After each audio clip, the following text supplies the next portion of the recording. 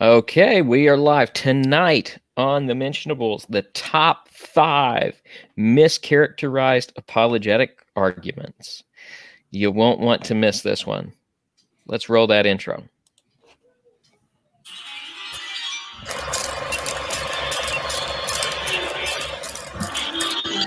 Okay, we are live.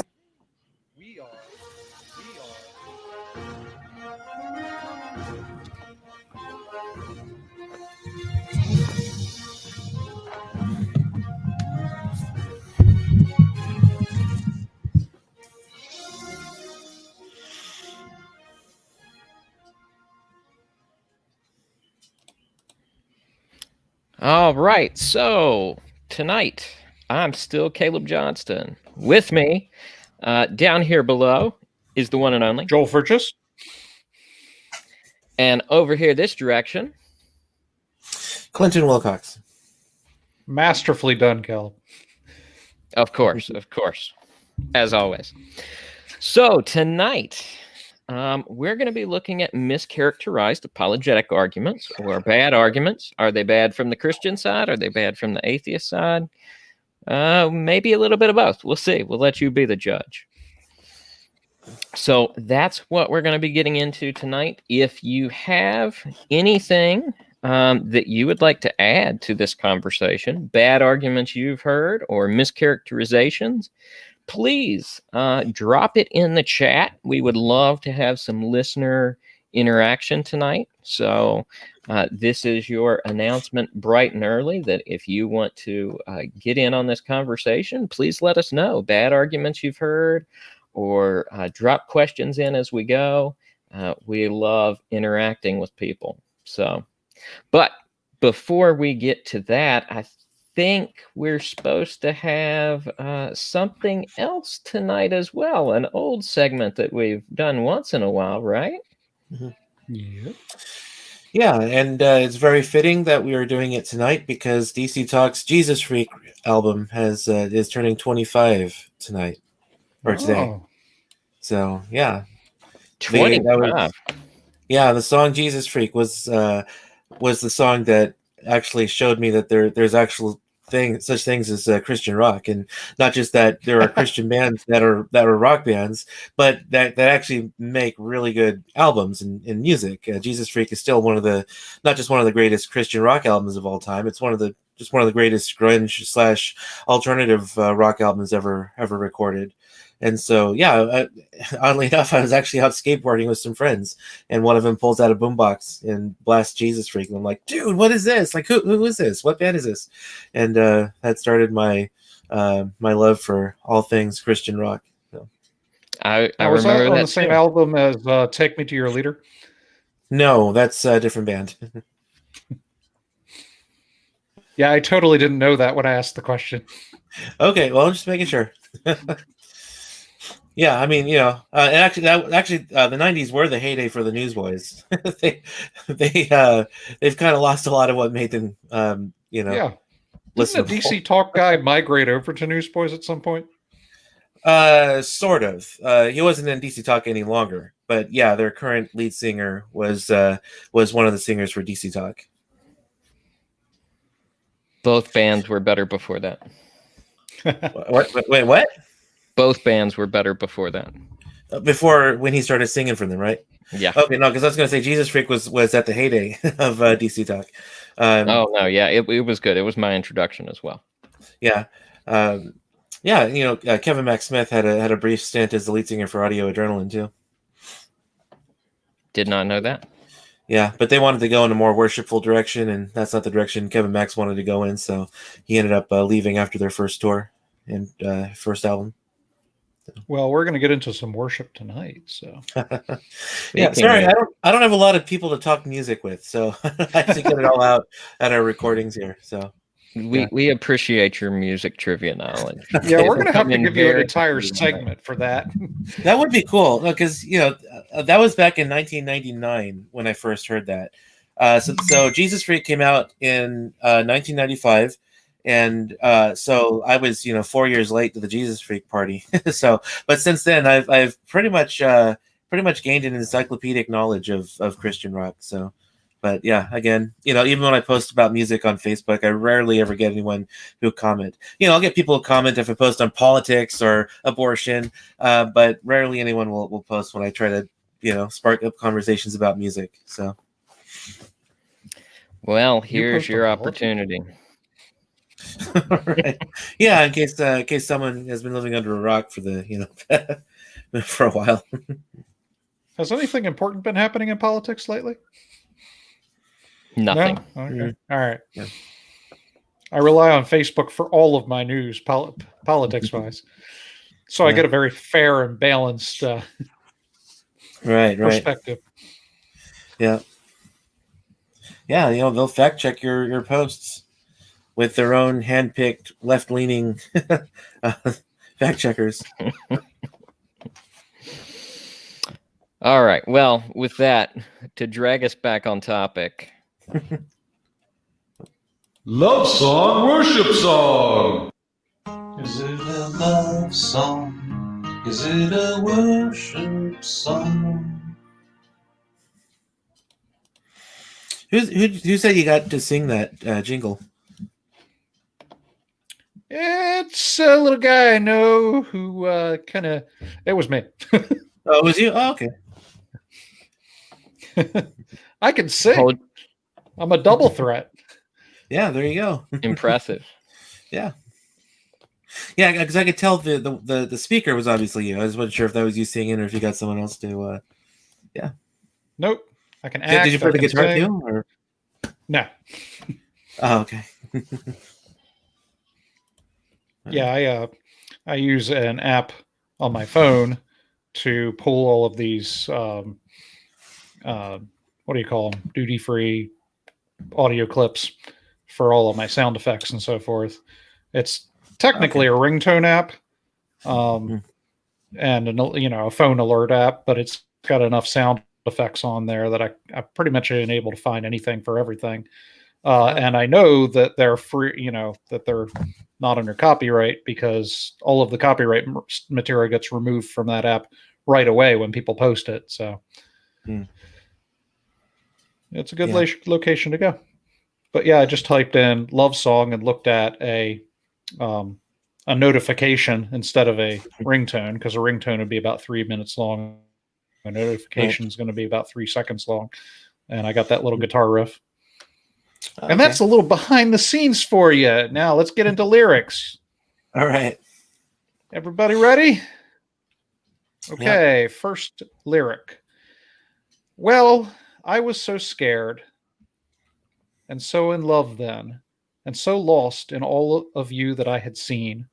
But no one ever talked in the darkness. No voice ever added fuel to the fire. No light ever shone in the doorway, deep in the hollow of earthly desires. But if in some dream there was brightness, if in some memory some sort of sign, and flesh be revived in the shadows, and I will not forget you, nor will I ever let you go. I will not forget you. I'm going to dive right in and say I think some of the language there may have clued me in that it's a worship song. I'm going to go with worship song too, based on some of the language cluing me into. Okay. So this song was I Will Not Forget You by Sarah McLachlan. And that was a love song. That would be a love song. Yeah. Yeah. She's the... I did remove the lyric about tangled up in each other's bodies, so because I figured that would probably be a dead giveaway. Yeah. But otherwise, I left it intact. Yeah, heard a lot of Sarah McLachlan on the radio back in the 90s. All right. So that was a dud for both of you. Let's see if you can revive yourselves. All right. All right. Next one. This one says, draw me close to you. Never let me go. I lay it all down again to hear you say that I'm your friend. You are my desire, and no one else will do, because no one else can take your place to feel the warmth of your embrace. I know this one, so I'll throw it over to Caleb. Okay.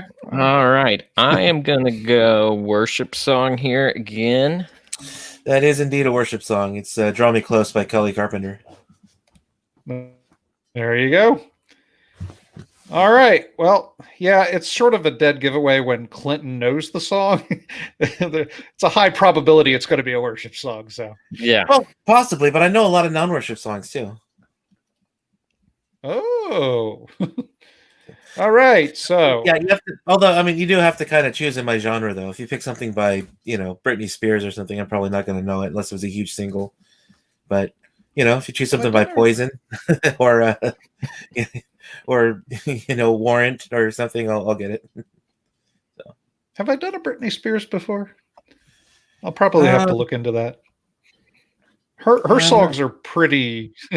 They're pretty obviously love songs if you broadly define love. Right. Yeah. All right. So next one. No comment.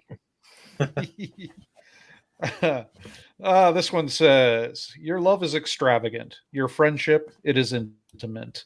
I feel like moving to the rhythm of your grace. Your fragrance is intoxicating in our secret place. Your love is extravagant." I am gonna go worship song on this one. Okay. I know this one too. Okay. And I didn't want to say anything because I didn't want to give it away. It is actually a worship song. I don't remember who wrote it, but I do know that Casting Crowns has recorded a version of this one. Yep. I think I've heard that Your before. love is extravagant. All right. Last one. Let's see if I can get one that Clinton doesn't know.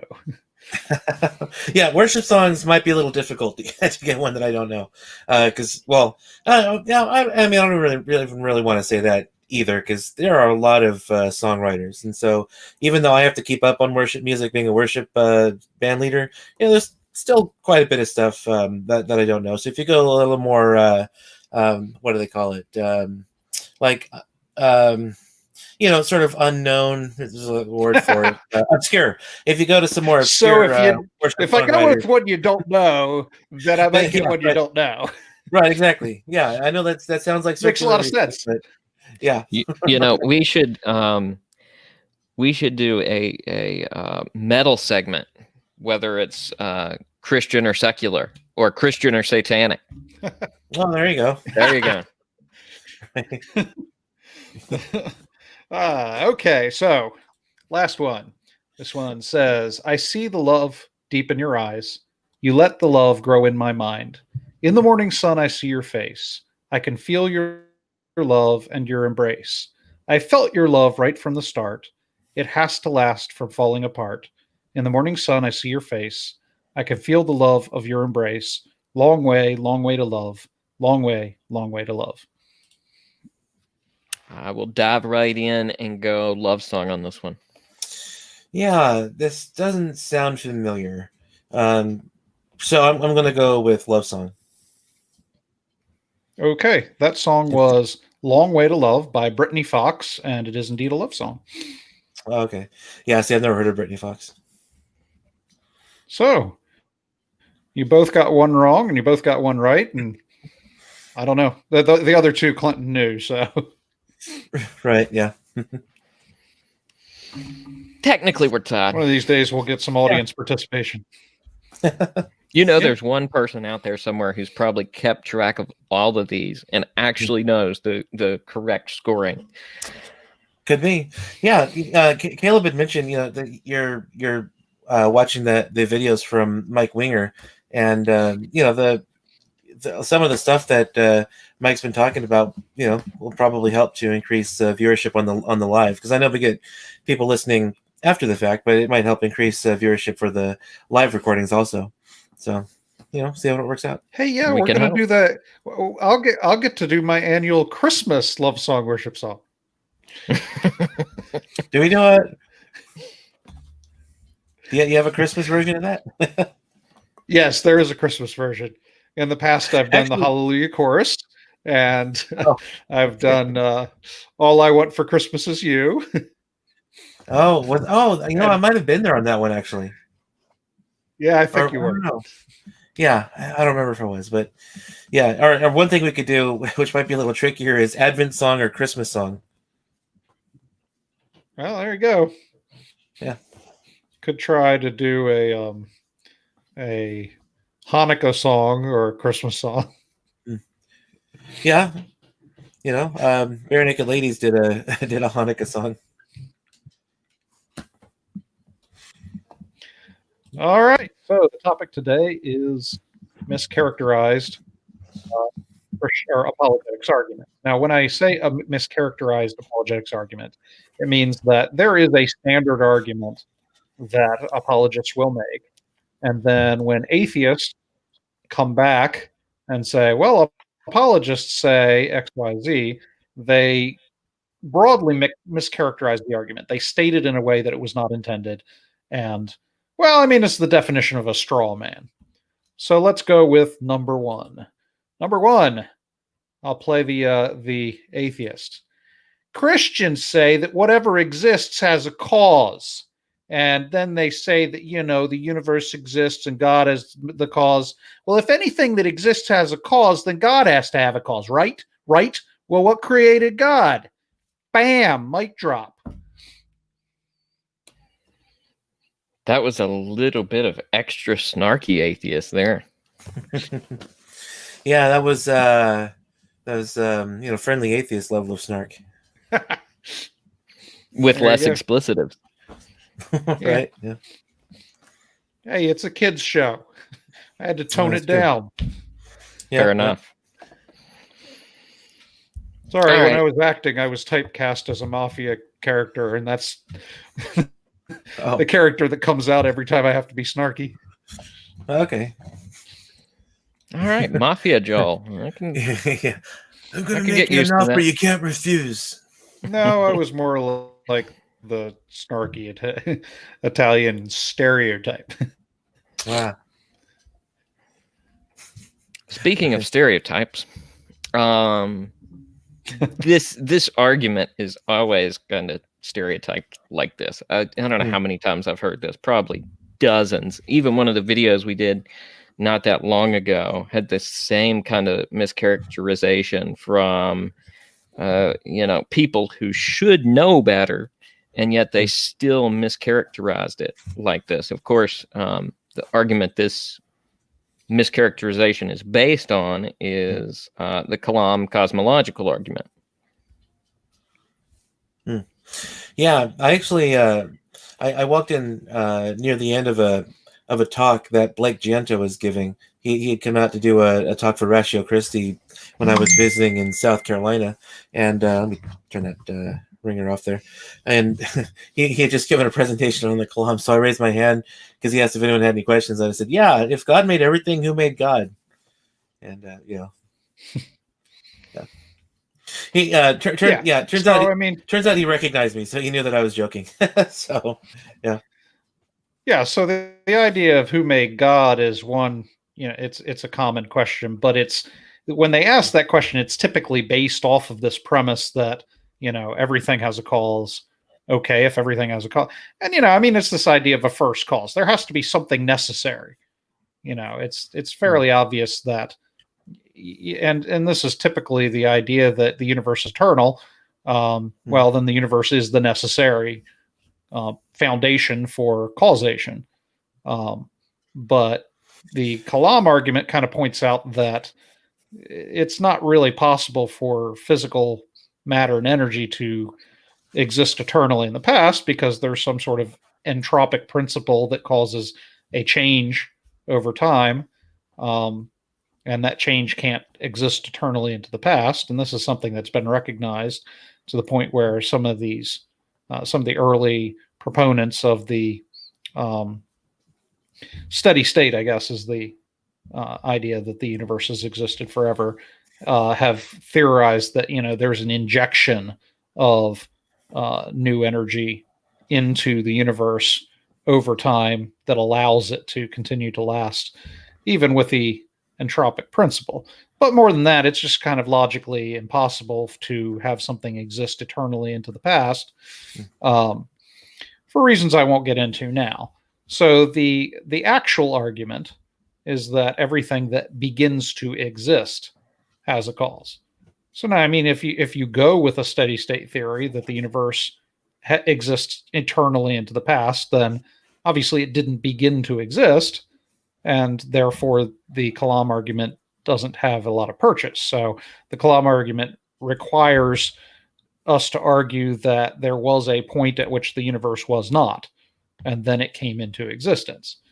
And, I'm not schooled enough in the Kalam argument to make that if one of you guys wants to, but it's not whatever exists has a cause, it's whatever begins to exist has a cause. And so the idea is that God is eternal, but it escapes this whole logical impossibility of being past eternal by, pointing out that God is not within time. God isn't past eternal because God isn't subject to, the winding down of a clock, if you will. Yeah, I've done a fair bit of reading on the Kalam cosmological argument, and this question of if God made everything, who made God, is really just a misunderstanding of what the first premise says, because you'll never find any Christian thinker throughout history who has ever made the premise that all things require a cause, because obviously we believe that God did not require a cause. So no intelligent, thoughtful Christian would ever make that argument. And so no philosopher, scientist, or theologian has ever made that argument. You might find, some uneducated Christian on Twitter or something who might say that without thinking about it. But, no thoughtful Christian has ever made that argument. And so the first premise of the Kalam argument, as you said, is everything that begins to exist has a cause, not everything has a cause. Conversely, it might also be a confusion with the Leibnizian version of the cosmological argument, which does make a claim about everything. It says everything has an explanation of its existence. Either something else caused it to exist, or the necessity of its own nature, which would, of course, be God. So the Leibnizian version says that everything has an explanation of its existence, but the Kalam cosmological argument says everything that begins to exist has a cause. Obviously, God didn't begin to exist, so God wouldn't require a cause. Now, of course, one might say, well, what about the universe? The universe might be the forever existing thing. And that's true. That's a fair point. But scientists have shown that the most likely explanation of the universe is that it had a beginning in time at the Big Bang. So that's what physicists have discovered, is that most likely the universe had a beginning in time.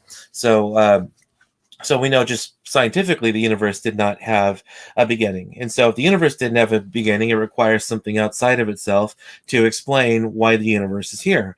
And if you posit, well, there is another universe, we exist in a multitude of universes. Well, that just pushes the problem back a step, because you'll need to have an explanation of that universe's existence, because something that's contingent cannot cause itself to exist. That's logically impossible, because you'd have to precede your own existence. So in order to avoid an infinite regression, we must posit something that is necessary, something that didn't begin to exist, something that has always existed and either began the universe or began this chain of universes that explain each other.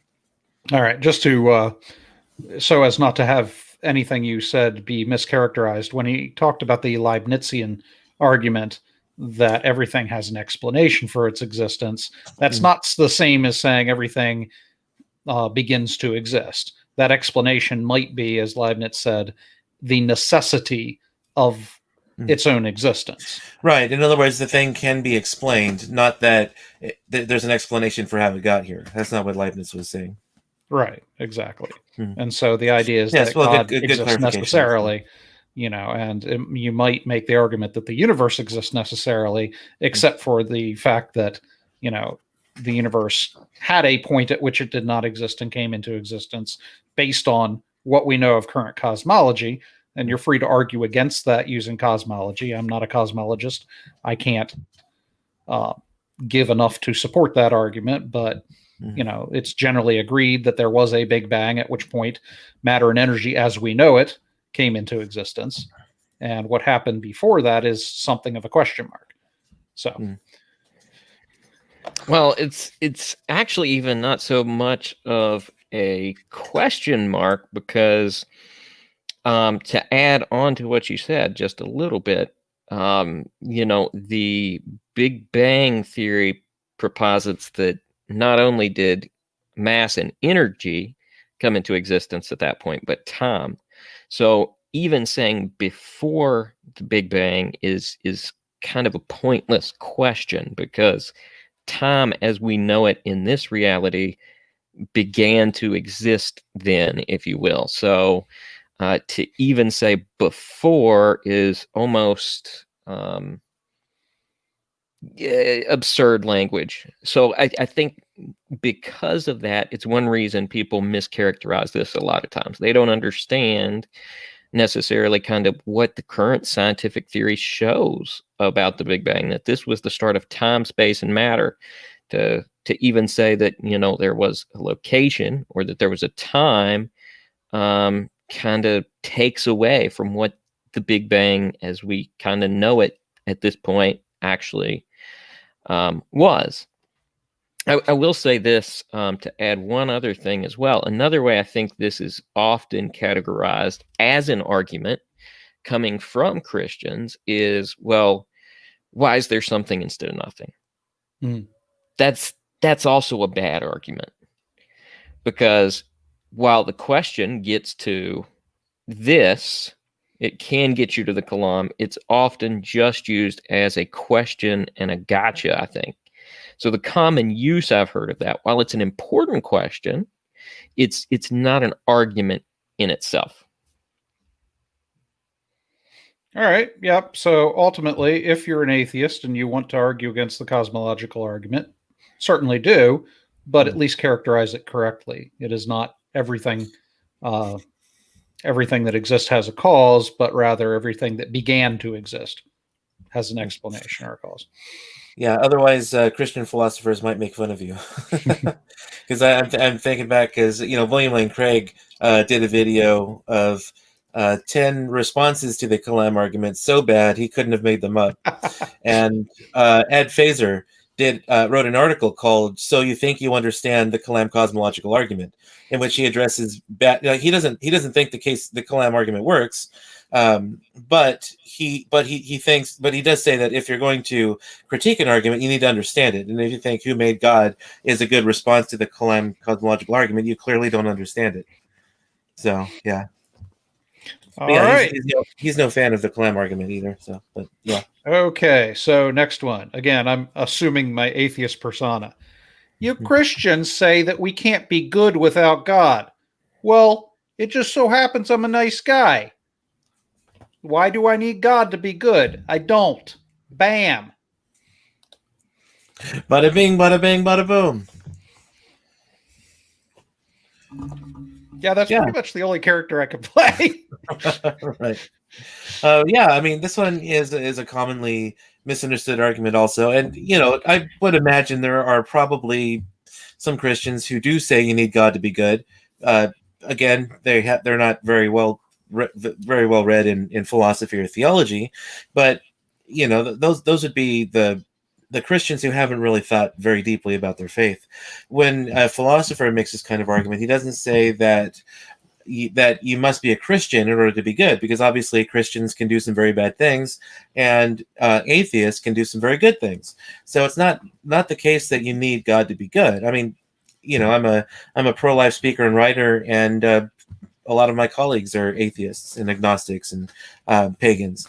So you don't need God to be good, but in order to ground objective morality, you need God, because if morality is just left up to the individual or up to society, well, then it's basically, anyone's opinion matters, because if it's up to the individual, well, my opinion is different from someone else's opinion. I like to, I think it's wrong to steal from a grocery store. Someone else might think it's morally right to steal from a grocery store. So that turns objective morality into a preference, like what kind of ice cream you like. And if it's up to the society, then again, it's not up to the individual, but it is up to majority rules. And the majorities obviously don't always agree, even from one moment to the next, because obviously in the United States we used to have slavery legal, but then our society decided to outlaw slavery in the 1860s. So even if it's left up to society, that's still that makes morality relative. It makes morality a preference. We didn't become morally better by outlawing slavery. It's just that our opinion about slavery changed, and so we outlawed it. But that wasn't any sort of moral progress in that sense. So in order for morality to be truly objective, where what's right and wrong for me is right and wrong for everybody else, there has to be somebody that exists who isn't a part of humanity, because that's what objective means. It means independent of the human mind. There has to be somebody outside of humanity who is the moral standard and has the moral right to hold those people who do commit immoral things, to hold them accountable for their actions. And so, we call it the moral law. Well, in order for there to be a law, there has to be a lawgiver and those who are subject to the law. In this case, we have God, who is the moral lawgiver, and humanity, and intelligent aliens, if there happen to be any that exist, would be those who are subject to the moral law as well. All right. So basically, the fact that you can be good, whether or not you believe in God, indicates that there is such a thing as good. And so, how do we ground good? Now, you gave a couple of options. You can ground good in what is, socially beneficial. You could ground it in, in instincts we have based on evolution. And, you see this, for instance, primatologists will point out that you can see apes doing things that are generous or, that are beneficial for each other, kind of a golden rule type thing, manifest in the behavior of apes and so forth. And, all of that's fine, but it doesn't mean that there isn't a grounding for good that exists outside of the apes. In fact, if we see that nature itself conforms to some kind of moral standard, that's just further indication that there is a moral standard. And that turns morality into monkey business. Yeah, I see what you did there. Yeah. Yeah, I had this same thing come up in pretty much the exact form we've talked about here in an old conversation with an atheist friend. And, after explaining it, he mischaracterized it as, "You're saying I can't be good. I'm not a good person." No. That's not what I'm saying. I'm saying that, and this is the way I put it, and this was somebody I was very close with, so I wouldn't recommend talking this way to somebody you don't know well. But Right. This was a friend, and I explained, well, no, you're actually being hypocritical when you're good. You're indicating you don't believe in moral values whatsoever, that there is no standard, that it's subject to one's opinion, and yet you act in a way that is as if there is a moral standard of some kind. You don't rob the register every chance you get. You don't treat other people in a way that is only indicative of your best self-interest. No, you're a caring, kind person who does things that are best for other people. You are acting as if there is a moral standard present. Even if you profess there isn't one, you're still acting that way in that regard. So, Christians get accused of being hypocrites a lot. But there's hypocrisy when you don't accept a grounding for morality, and yet you act as if morality does exist. When somebody steals your stereo and you say, "Hey, that's wrong," you're acting as if there is a moral standard. Right. Yeah, it's like C.S. Lewis wrote that someone who says morality is relative will complain if you steal their apple or cut in front of them in line. Yeah. So, and the idea is not necessarily that there aren't other ways of discovering moral truths or even grounding moral truths. And sometimes different societies hold to be moral things that we wouldn't necessarily. Right, Clinton? Isn't there something in society that, some people think are moral, but you don't? Yeah, I would say there are a few things that would fall under that classification. All right. So honestly, the strength of this particular argument is that if somebody does something we consider to be immoral, and we feel some sort of deep offense has occurred, it's that feeling of offense. It's the fact of the matter that there is some deeper principle that has been violated by their immoral behavior that really calls for something above societal standards to ground that. Otherwise, they just stepped out of some kind of artificial boundary that had been put up, you know, and it may be irritating that that boundary was stepped outside of, but that boundary is artificial. It's a fence that was strung at some point in history by somebody, but it didn't exist naturally there. It's something that was put up. And so when I feel deeply offended, that offense is about as artificial as that boundary. But on the other hand, there might actually be some legitimacy to my feeling of violation there. And if there is legitimacy to that feeling, there must be some standard that is sort of universal. And moral standards being things that apply to things like our personal rights as a human being. I have the right to live, therefore somebody murdering me is violating a right that I have as a human being. That has to come from an intelligent mind. Those kinds of concepts, like the right to property, the right to life, the inviolability of marriage, for instance, by adultery. These kinds of things are personal. And if they are personal, these kinds of standards would have to come from a person.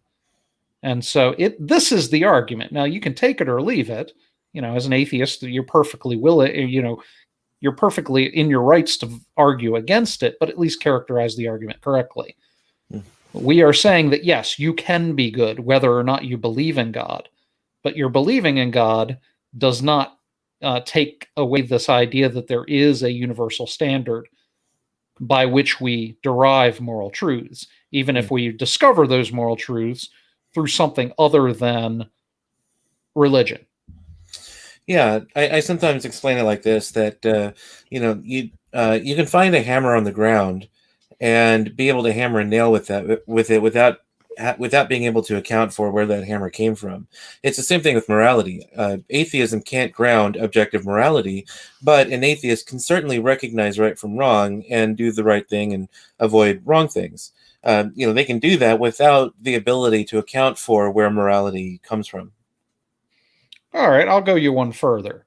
I can hammer a nail with a rock that I found in the ground, at which point I've repurposed this rock into a tool.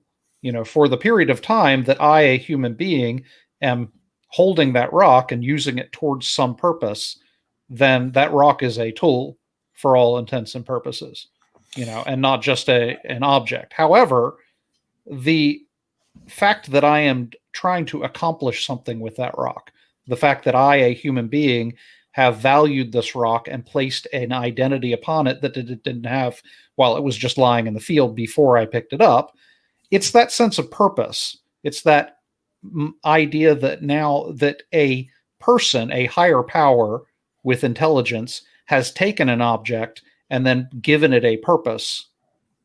So it's not the object itself, it's the purpose infused upon the object by an intelligence above the object.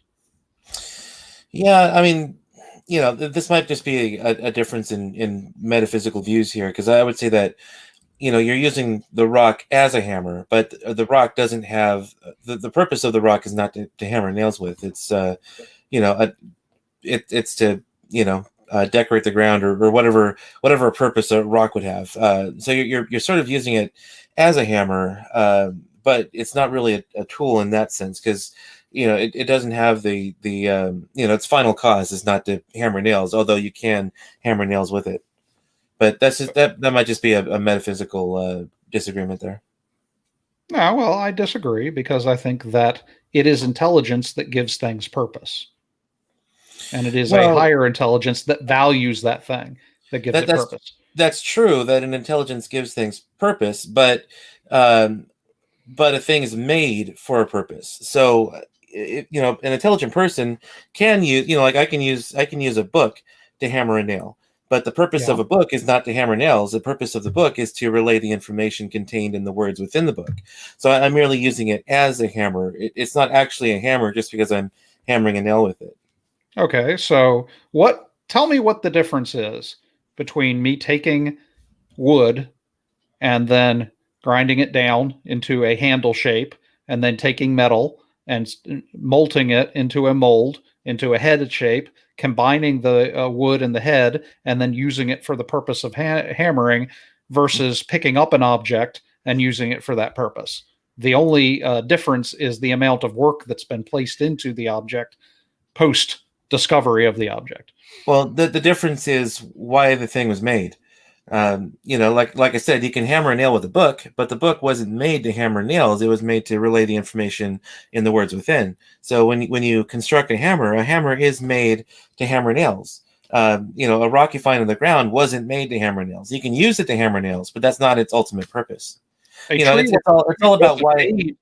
A tree wasn't made for me to create handles out of. I can use it to create a handle out of, but it wasn't made for that purpose.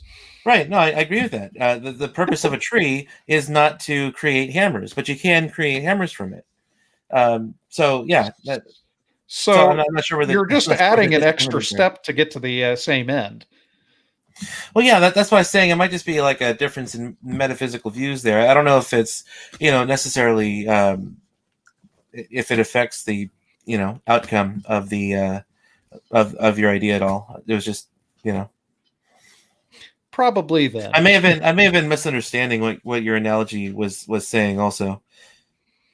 Because I talked about that we can use tools without being able to account for where it came from, like finding a hammer on the ground. You can hammer a nail with it without knowing who made it, who put it on the ground, that kind of thing. And then you started talking about how we can use rocks as tools. And I'm not sure. I may be misunderstanding what your ultimate point there was in going further with the analogy. Your analogy is more of a argument from design type thing, which is a different kind of argument, I would say, than an argument for morality. So my example of the hammer or of the rock is that the thing that gives purpose and morality to your line is pro-life, right? And intrinsic upon this is that this infant, this fetus in the womb, has human value that is imbued upon it by something outside of it. It has some kind of value or purpose, and the only thing that gives something value or purpose is a mind that exists outside of it. So you could, if I were an atheist, I could say, well, the only thing that gives value to that fetus is the mother, and if she doesn't value it, it doesn't have value.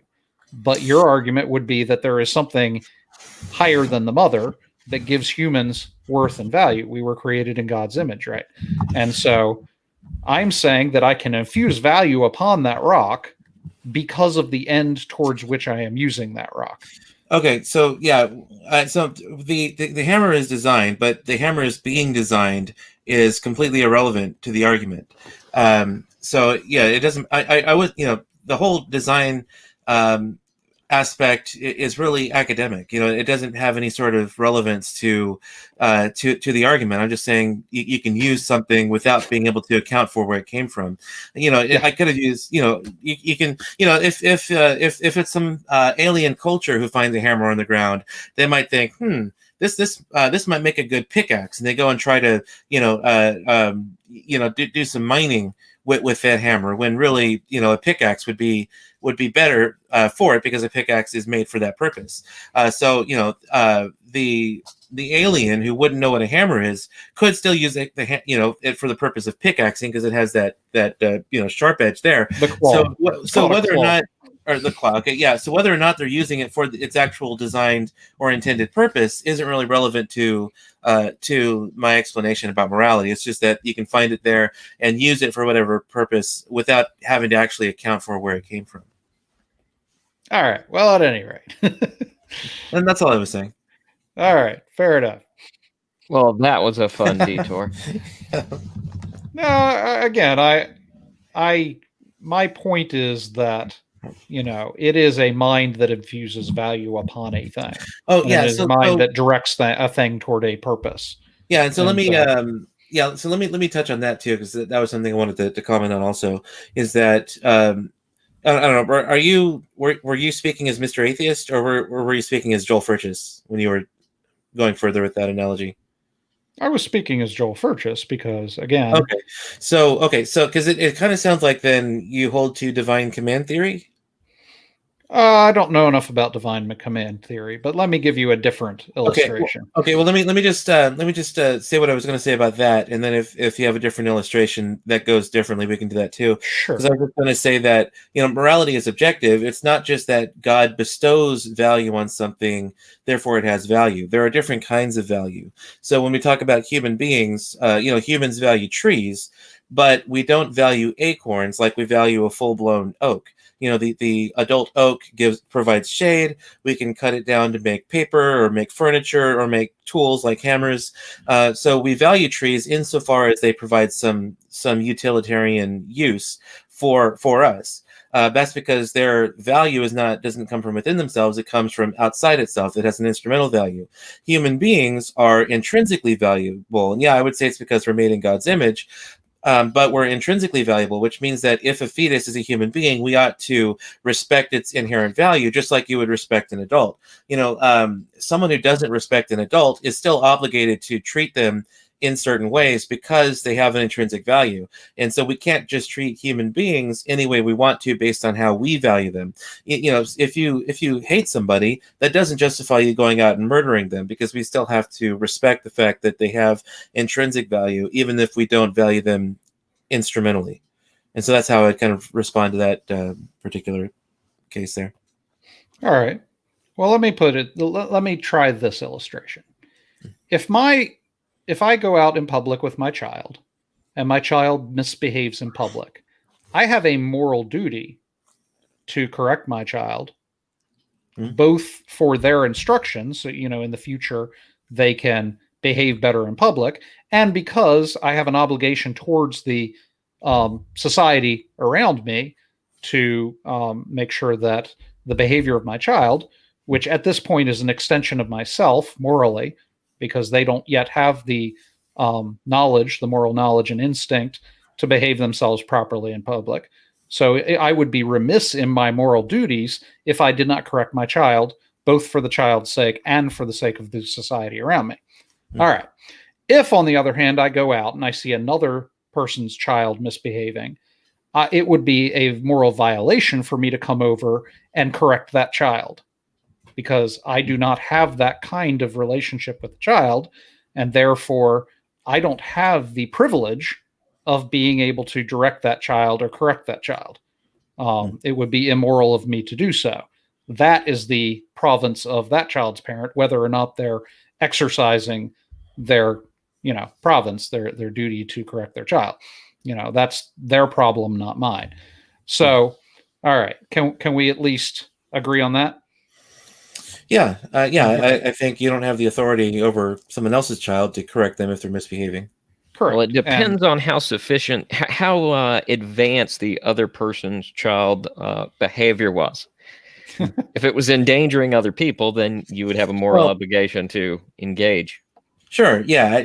I mean, we can add qualifications to that, obviously, but sure. I think Joel was pretty much just saying, like, if they're throwing a fit in a grocery store or something, where they're clearly misbehaving but not becoming a danger to themselves or other people. Right. All right. Now that we've established that, I also have the option of adopting children. There are children that do not currently have parents. I could adopt them, at which point my relationship with them alters the nature of my moral duty.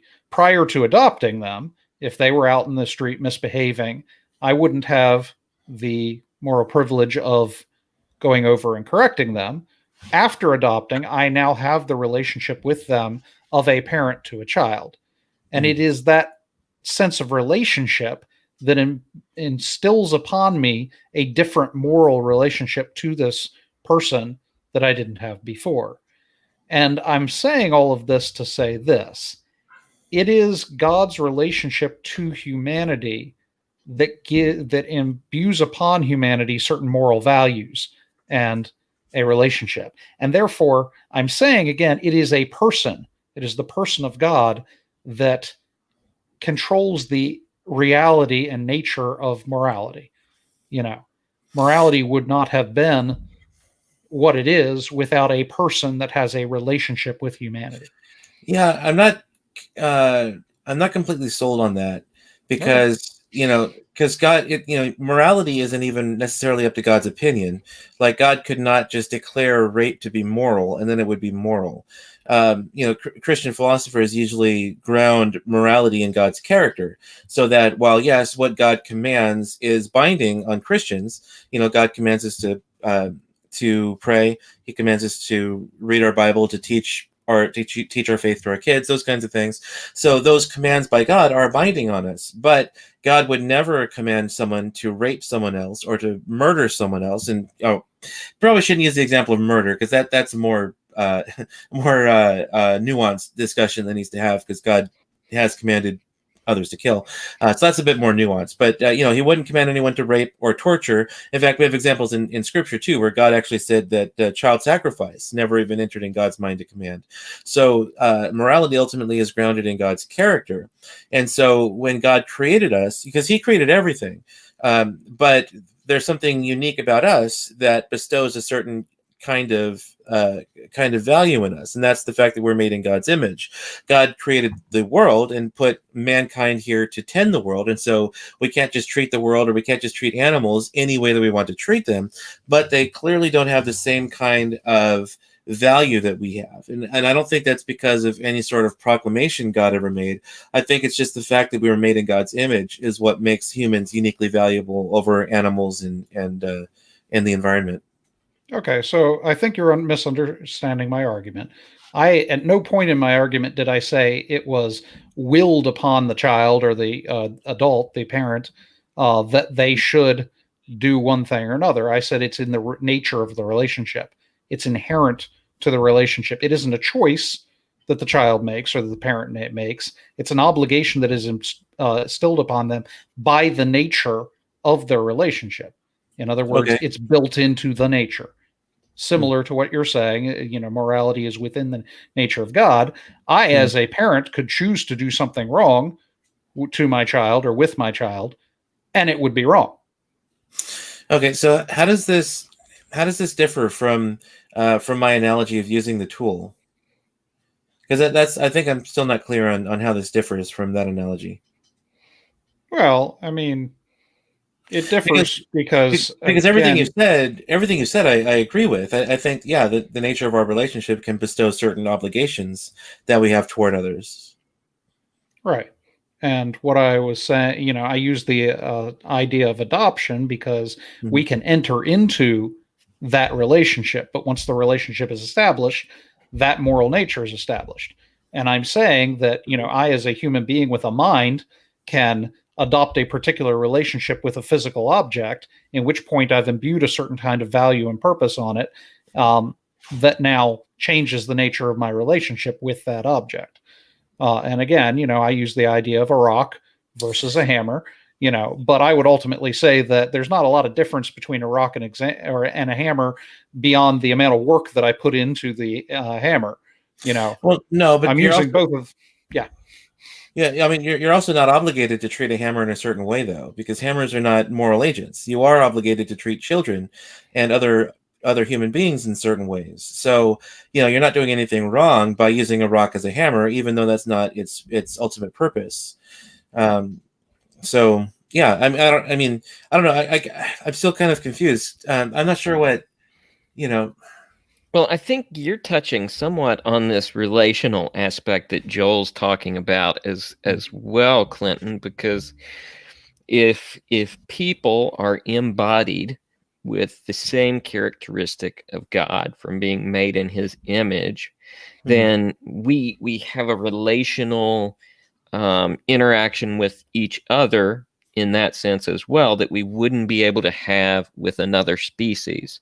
So I guess I'm falling on the side that both of these points are probably a little bit closer together than we've kind of touched on. I see where you're coming from. I see where Joel's coming from. And I think they're probably a little more integrated than we're getting at here. Yeah, I mean that could be the case because I'm not, I mean basically all of what Joel said so far are things that I agree with. I'm just not sure because he said he wants to take the analogy further, and I'm still just not clear on how what that changes in my analogy, other than because it seems like we may just have like a slight metaphysical difference of view here metaphysically in what makes something what it is, and that because I would say because I'm referring here to Aristotle's four causes, that you have the material cause, the formal cause, the final cause, and the efficient cause. And the final cause of a thing is what the end toward which it is directed. And so a hammer, while it can be used for other things, like you could use the claw of the hammer to pick your teeth, that's really not its purpose. The hammer was designed for hammering nails, and the claw in the back was designed to help pull them up if you hammer it in crooked. So you could use it for other purposes, but that's not ultimately what the hammer is for. And the guy who designed the hammer doesn't care what you use it for. He just cares if you pay him money for it. Once you buy the hammer, you can use it for whatever you want because it's just a hammer. It's just a tool. You can misuse it. And there wouldn't necessarily be anything wrong with using it for a purpose other than it's intended, because it's just a tool. And so so I'm not sure. I guess I'm still not clear on how, because Joel is talking more about like what your relationship is to the tool. I'm just talking about more like what the tool was made for. And so I'm not clear on what, I guess, I'm not seeing more than the metaphysical difference of opinion there. I'm not seeing what Joel's changing of my analogy is doing for the actual analogy itself. That's still what I'm kind of not clear on. All right. Well, again, the hammer is a tool for hammering nails by for the person who designed it to do that. And now other people can use it for that, the purpose by which it was designed by the original designer, or they could use it for other things as well, at which point, it's not a moral violation of its nature to use it as a pickaxe or a tooth cleaner, but its nature is determined by the mind that gave it that nature. Now each of us has a mind. We can give it a different nature, but what we're saying in terms of morality is that our nature is imbued upon us by a mind that exists above us. Mm-hmm. Okay, and so I disagree with you. I don't think we can change a thing's nature just by declaring that we do. Because if you use a hammer, for example, as a pickaxe, you haven't changed the hammer's nature. It still has the nature of, or the final cause, or I guess the formal cause would be what its nature is. Its formal cause, doesn't change based on what you use it for. So you can use it to, you can use it to, dip it in paint and use it to paint with, but that doesn't change its nature of being a tool constructed to hammer nails. All right. Well, so that might be where our disagreement is. Yeah, let's leave that there because we've been running for an hour yet, and we've gotten two arguments in. Okay. All right. So I said 5 arguments. I'll go ahead and give you I was thinking of editing it down just for time's sake, but okay. How about this one? We'll see how many we can get through here. Okay, well, let's sum that up for the listeners real quick. Essentially, again, as with the first argument, to say that, well, I'm not a good person is a complete mischaracterization of looking at morality as needing a grounding in God. It's not an accusation against a person, as both Joel and Clinton have dived into here. It has a grounding in God, regardless of which metaphysical position you take. The grounding still requires a grounder, if you will. All right, number 3. The next of them. You Christians say that we got so many manuscripts of the Bible, and that means the story in the Bible was true. But what about all the mistakes that, having a lot of manuscripts doesn't make the story true. They were just written by after the fact. They've got a lot of legends in them. Having lots of copies of a false story is no longer doesn't make it a true story. But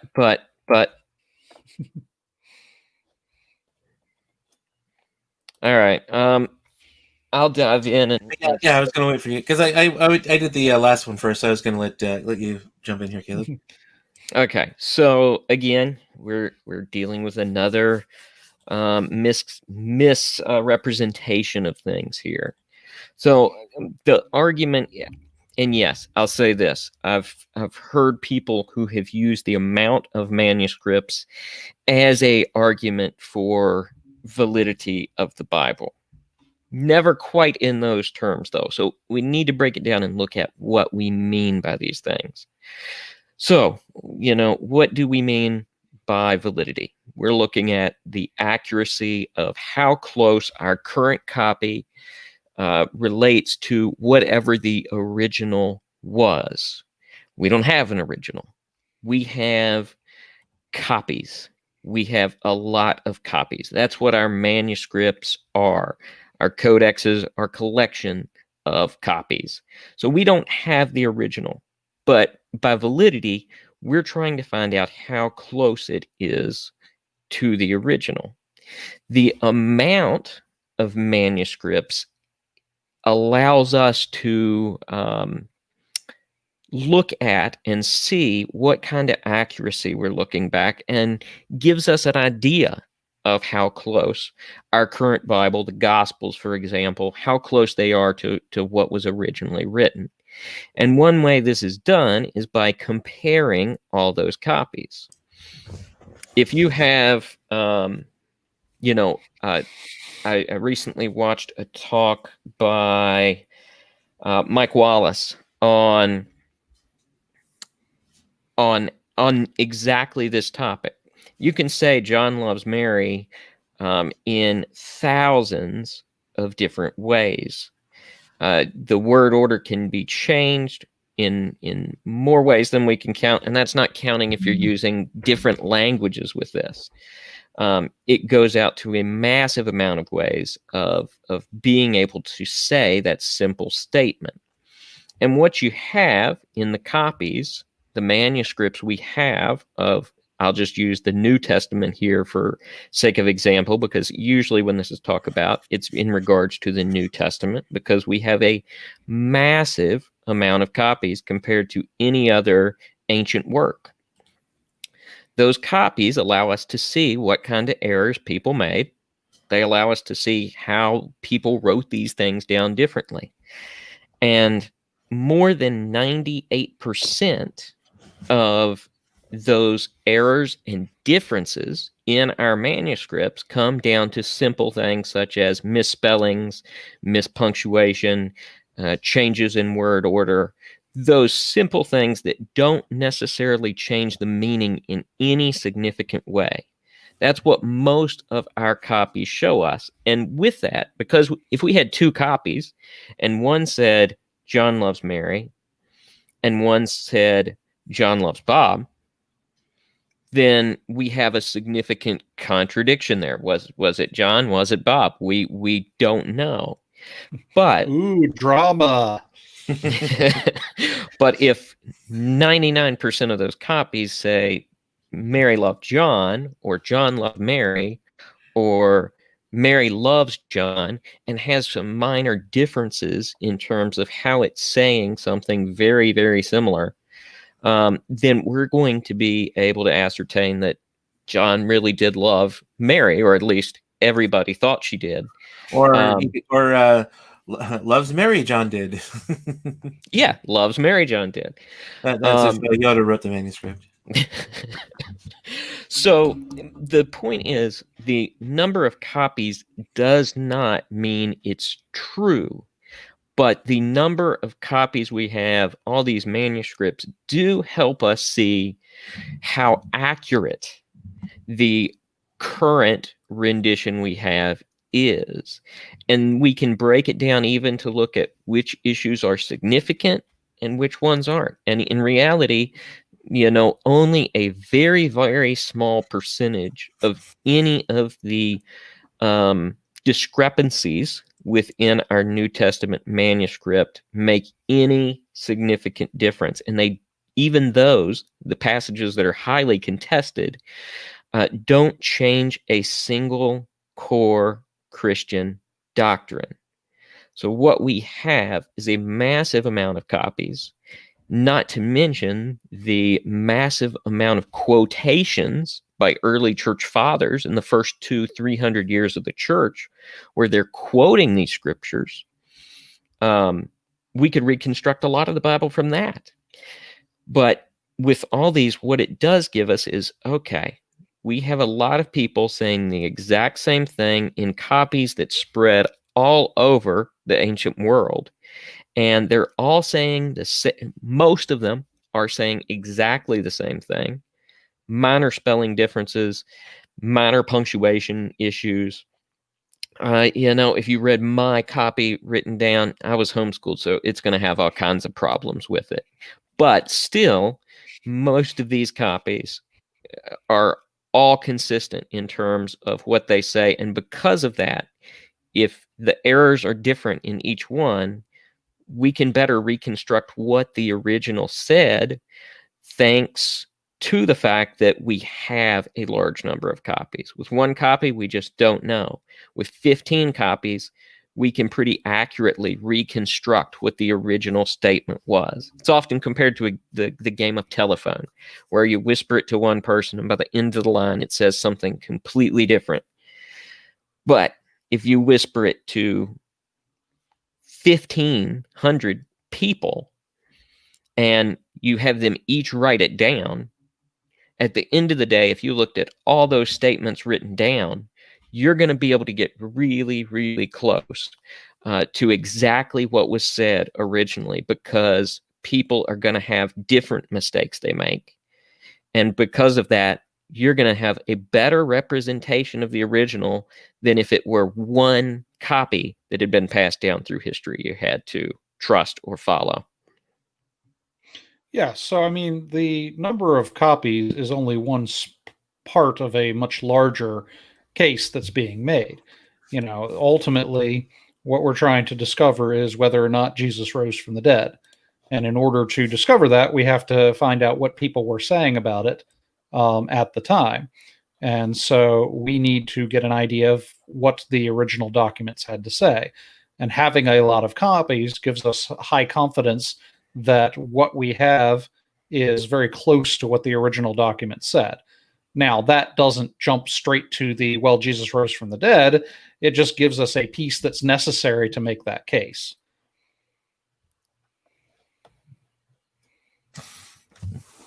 Yeah, I have nothing really to add. I thought Caleb's explanation was really good. That it's the manuscript evidence just has to do with how reliable we can take the originals to be, because obviously we don't have the originals any longer. So the more manuscripts we have, and the earlier the manuscripts we have are, make it make the originals more trustworthy, that we can know what the originals said. Because if there haven't been any significant changes down through the years and the centuries, then we can be reasonably confident that we have a Bible that is pretty close to what they had originally. All right, let's jump into the next one. All right, See, so the next, no tangents. That only take about 8 minutes. Yeah, right. It was a little less philosophical. That's true.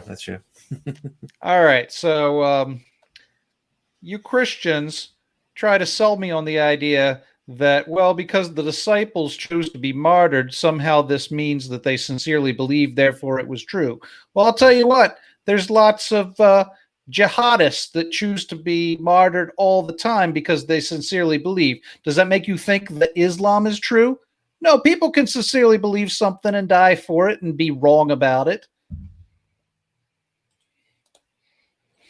All right, I'm beginning to think we need a whole episode with Joel doing this voice. Yeah, actually, I was going to say it looks kind of like a Godzilla film, because his mouth was still moving after he'd already finished. But yeah, I'll go ahead and jump in on this one here. That yeah, the argument is that there were a lot of early Christians who died for their faith as martyrs, and today we have a lot of Muslims who will die for their faith. And throughout the years in the Salem witch trials, we had witches who were killed, and yeah, people will die. For their faith if they believe it strongly enough. But the difference here is that people might die for a faith which is false, but they believe it's true.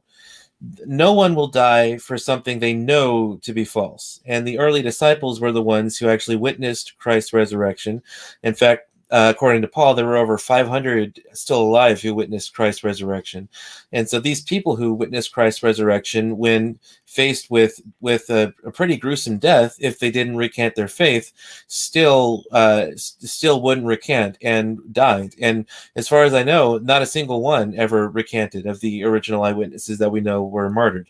So the difference here is that we're talking about the disciples who had eyewitness knowledge of Christ's death, and so they're dying for something they knew was true.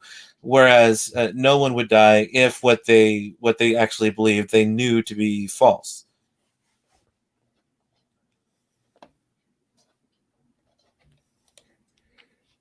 Yeah, I think that's good coverage of this issue because, like you said, and we do have early solid evidence that a number of people were martyred, and in looking at these, Sean McDowell, of course, has done the biggest kind of most academic work on this subject, but Peter, Paul, and both Jameses, including James, the brother of Jesus, who had very much doubted his brother while he was ministering to people. All of these men, we have a strong probability that they died for what they believed. And as Clinton mentioned, anyone can die for a lie. That's something people do all the time, but people don't die for something that people don't die for something if they I've completely ran off the rails. Let me rephrase that. So when looking at the early church and reading the early church fathers, we find that there's strong evidence that Christians were given a chance to recant prior to martyrdom, because of course that helps the Roman cause of squashing this uprising. So we see that people were given chances to recant, and what happened with these early witnesses who knew whether or not Jesus really resurrected or not, because they all claim to have seen him post-resurrection. With this, if they had been lying about it and were given a chance to recant, which they most likely had that opportunity in some way, shape, or form. We see that with Paul's numerous trials. Even the book of Acts, we see that, he was given plenty of opportunity to change his story. But these people didn't, even to the point of death. And they're in that place where they can know whether or not they're lying about it. The only other valid, and I think it's hard to even use the word valid when you compare it historically beside the theory of the resurrection, but the most, I guess, secondary plausible thing, and it's not even in the same ballpark, would be that it was some kind of conspiracy with the apostles to create this new religion and gain something from it. They had nothing to gain except their own deaths. People will try and gain stuff all the time: money, sex, power. You see that with cults. But these guys had nothing to gain by this except their own death. They didn't live long enough to see what the church became as it is today. And even, at the time of their death, it was nothing even close to what it was a few centuries later. So, yeah, I think that added what I wanted to. Right. So ultimately, you could say that a person might die for something they believe to be true, but they're highly unlikely to die for something they know to be false. Right, unless they had a reason to do so. For example, the first example that comes to mind is Jim Jones and the Jonestown Massacre.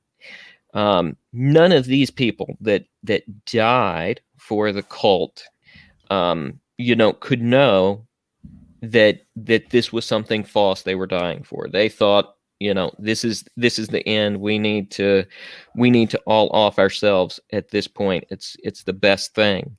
But the heads of the cult, particularly Jim Jones, is the only one who really had the full story as to the lies he gave, and he didn't even drink the Kool-Aid. He died of a gunshot wound that was possibly self-inflicted, but he had gained money, sex, power through doing this, and eventually ran out of options as to what his exit strategy was for this. He had already left the country to try and escape, and with the U.S. government bearing down on them, he didn't have many options, so he took everybody out with him. Ooh, Caleb used a cult as an illustration. I'm so surprised. Yeah. Yeah, so in that case, that wouldn't have been him dying for what he believed, for what he knew was a lie. That was dying so that he wasn't held accountable for his actions. Mm-hmm. So, yeah. So Jim Jones did his whole thing the same year that I was born.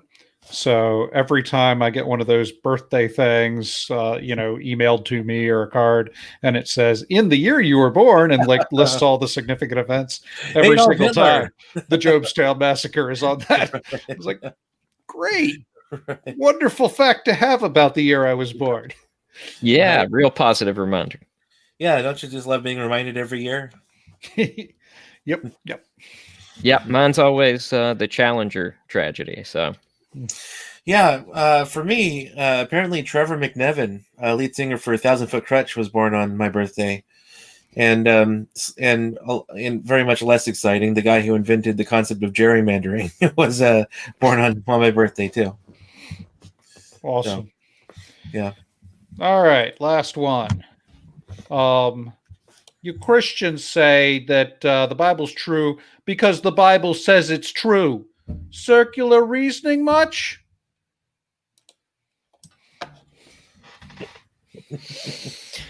Oh, it's cracking me up more each time I hear that.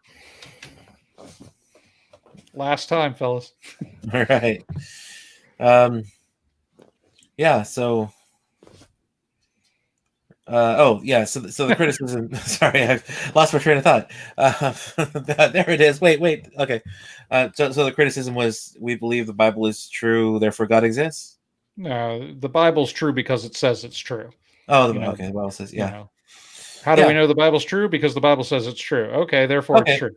Well, I mean, that's it's not circular reasoning if you take the approach that we believe in God and God cannot lie. God inspired the scriptures, so therefore the Bible is true.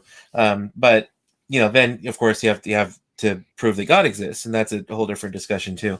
So you could go that the scripture is God inspired. Well, right. So that, yeah. So you could go that route, because you can give arguments for God's existence and that God inspired the Christian scriptures. But another way to go is just to show that there are reasons to suspect or to believe that the scriptures actually are. Well, yeah. So I think that would probably be how you would have to go, because obviously just saying the Bible is true because the Bible says it's true would be circular reasoning. That's not really what we say, but we could show that God exists, and then we could show that there are good independent reasons for believing that Scripture is divinely inspired. Even if not by Yahweh, the Christian God, we can show that. Although it'd be kind of hard to deny that, because it's a book that talks about and reveals things about Yahweh, the Christian God. So it'd be kind of hard, not to make the case that it wouldn't have been inspired by Yahweh. But we have independent reasons for thinking that the scriptures are reliable and possibly divinely inspired. There's the argument from fulfilled prophecy in the Old Testament, for example. Some argue that all the books of the Bible, 66 or more if you're Catholic, all speak with surprising unity. They're uniform in Consistent. the things that consistent, right, in the things that they teach about God. Which would be very, very difficult on any other topic to do. Because the scriptures have been written over the course of 3,000 or 4,000 years from people in many different walks of life. You had kings, you had prophets, you had fishermen from Galilee, all sorts of different people all speaking uniformly on this topic. So there's that consistency down through the ages as far as the scriptures are concerned. Then you have things like undesigned coincidences in the Gospels, which help their historical reliability. You have the fact that no archaeological discovery has ever controverted a biblical fact, but has always given us evidence for biblical accounts. And every time someone thinks something didn't happen or didn't exist because there's no evidence for it, evidence has always been uncovered. The existence of the Hittites is one such example. The Bible speaks of the Hittites, and for the longest time, archaeologists thought that there were no such people. And then suddenly, in the early 20th century, they actually started discovering evidence of the Hittite people. So there are a number of different reasons we can use to show why we would think that that the Bible is divinely inspired. But most importantly is we have evidence that God exists, and if God exists, well, then that raises the question of which out of all these books that we have, which is the one that God would have revealed to humanity. And it's not the Book of Mormon, it's not the Quran, but we have very good evidence that the Hebrew and Greek scriptures were the ones that are inspired by God. Yeah, so just real quick, I have heard that argument pretty much in that form come from Christians I've known, and use that particularly among the presuppositionalist crowd. I hear a butt coming on. Yeah. Well, I mean, I'll just reiterate here that I'm not a presuppositionalist, so That's something you have to say. Is that your I affirm the virgin birth? Yours is I'm not a presuppositionalist. Actually, that might be, but Caleb was saying that he heard it from presuppositionalists, and it's possible that's where I picked it up. I think, but I don't think it was. I think I mean that was definitely something I heard in a more popular level book, like it was like Sean McDowell or Frank Turek or something. I think is where I picked that particular one up. So if you don't like that argument, then we just go with the undesigned coincidences and the argument from prophecy and whatever else arguments you can throw in here, Caleb. Yeah, I'm more of a kind of throw everything in and see what comes out kind of person. So, if God exists, then miracles are possible. If miracles are possible, then we have to take seriously historical claims of miracles, and with that, then it means the resurrection is unquestionably the best explanation for the doubts, for the events surrounding the writing of the New Testament. Undoubtedly, the resurrection would be the best explanation. The only reason people write it off as an explanation is because they don't believe miracles are possible. So they assume that we have to find a naturalistic explanation. But if miracles are possible, then the resurrection is certainly possible.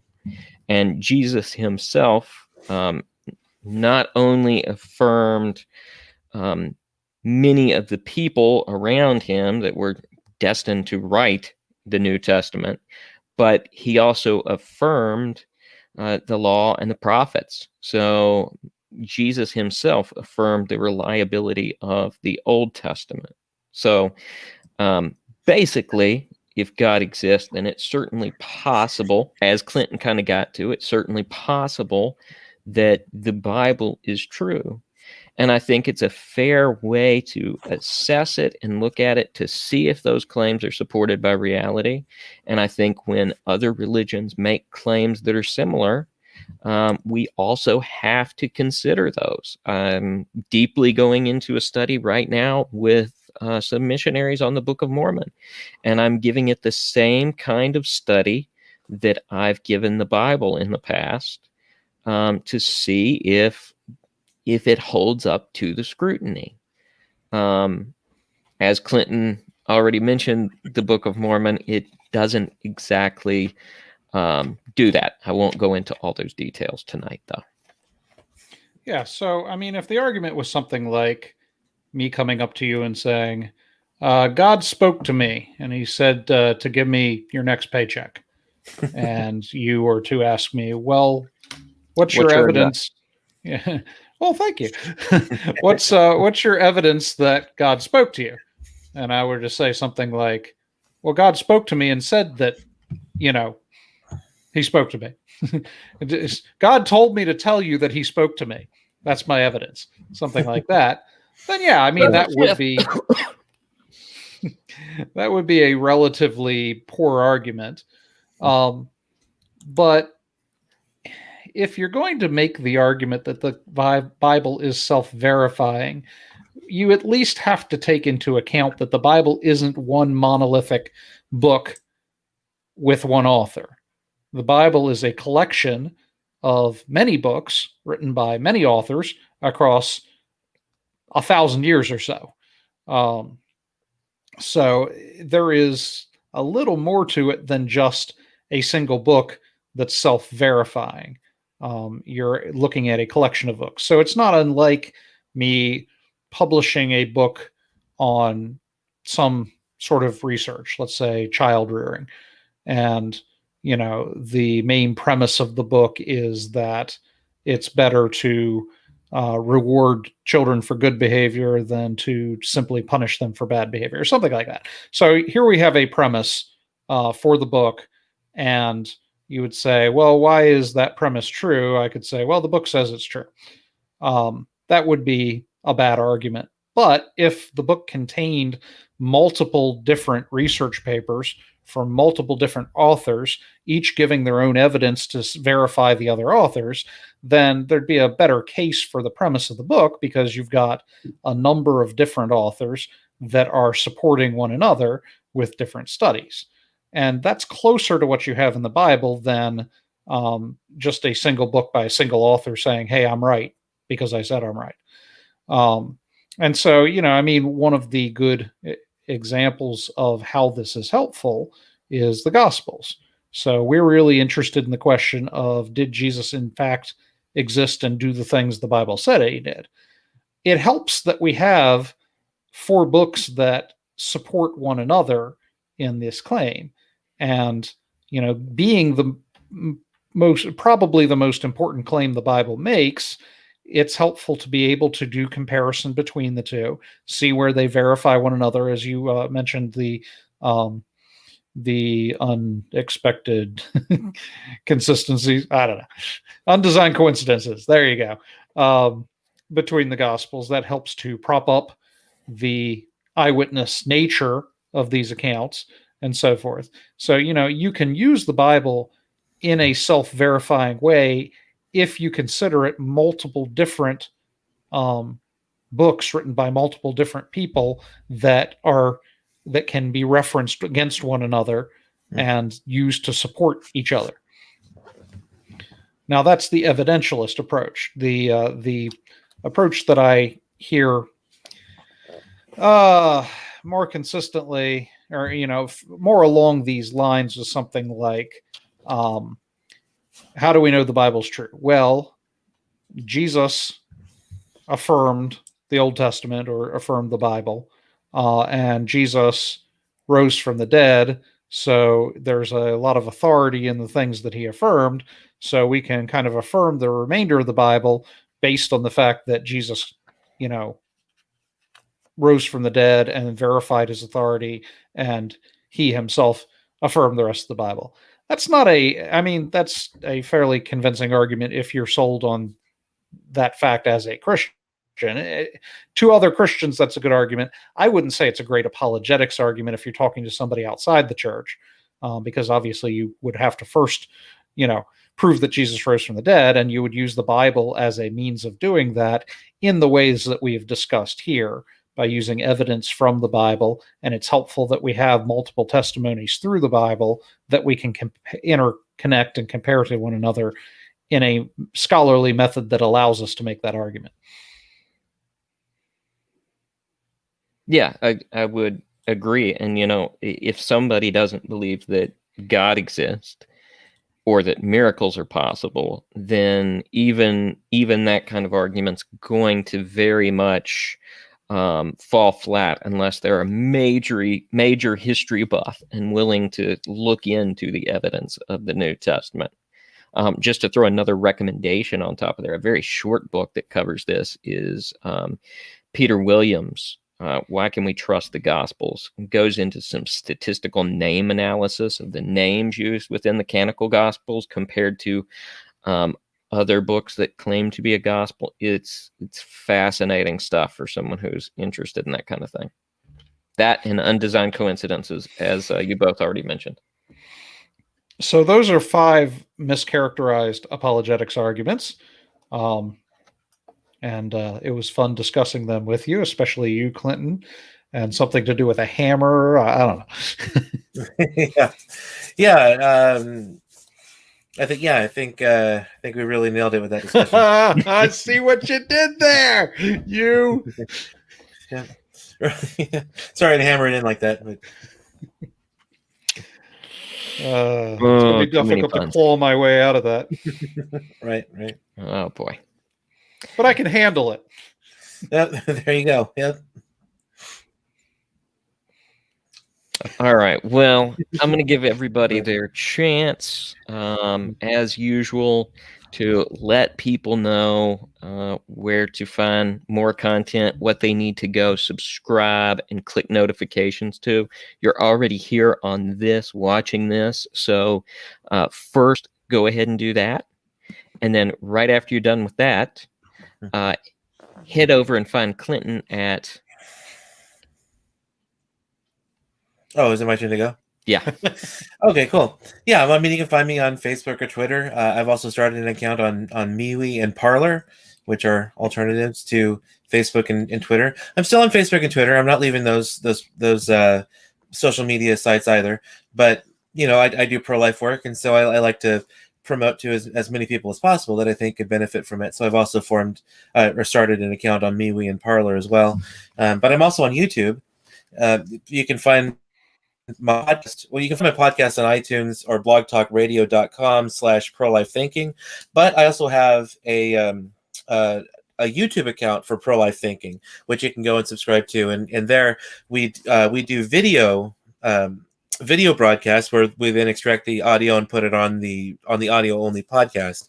But if you want a podcast that trains you how to make the pro-life, how to defend the pro-life position effectively and persuasively, then this is definitely the podcast for you. And you'll want to keep up with our audio-only podcast, because there are podcasts that we do that aren't on YouTube. For example, we did an interview with Hendrik van der Breggen, who wrote a book responding to pro-choice arguments, but he didn't really have the technology to do a video broadcast. So we ended up just doing an audio-only podcast, and that's going to be published to our podcast in a couple of weeks.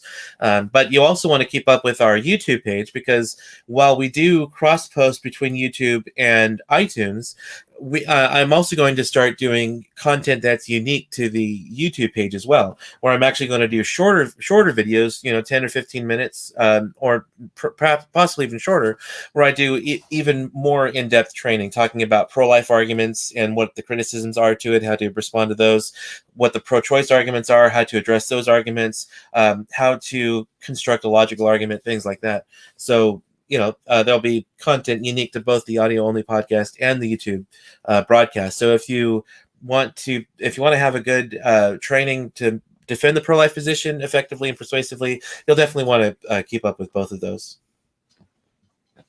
Excellent. And right after you're done subscribing to those, then head over and find Joel at... Well, you can find me at joelfurchess.com.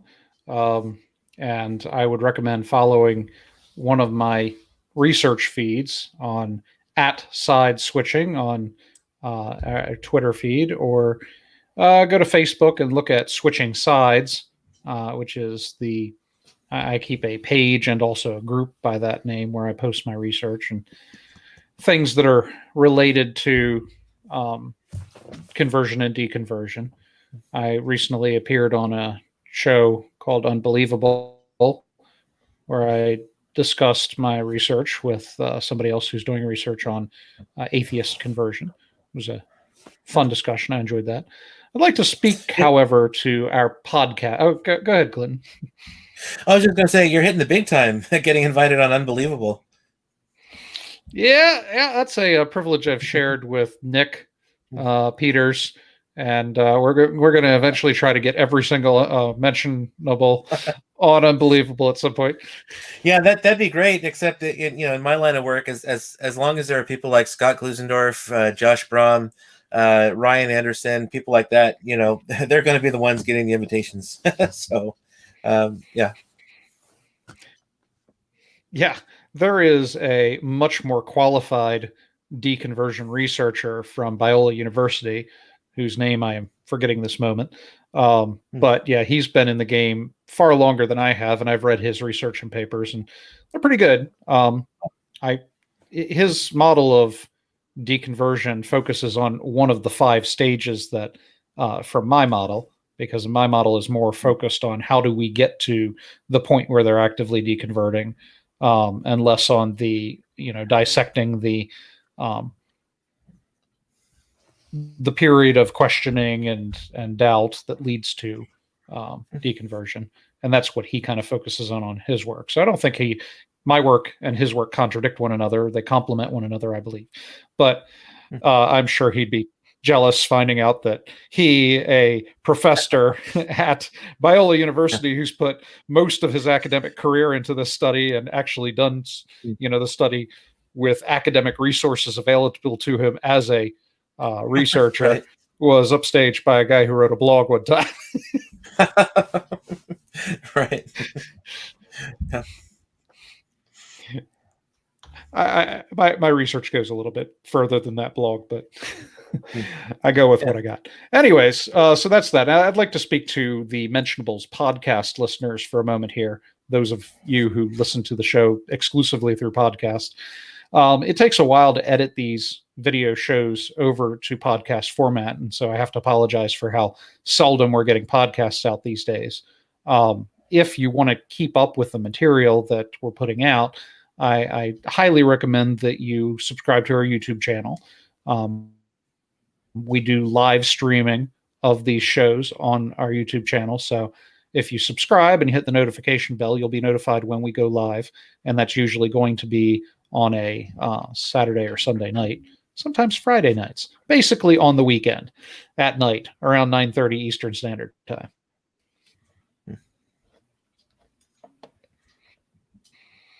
Yeah. All right. Excellent. Yeah. As Joel said, please subscribe, hit notifications. I also help host over on the Question Christianity channel. So if you're not satisfied with enough content here, then, subscribe to all these places. And, there should be something coming out on a really regular basis for you if you're subscribed in all those spots. So that's all I got, guys. All right. All That's right. all she wrote. All right. Y'all have a good night. Hope all our listeners do. Please provide questions, comments, feedback. And if you subscribe and get those notifications, then next time we're live, you can be here watching in the live chat and participate in the conversation. So have a great night.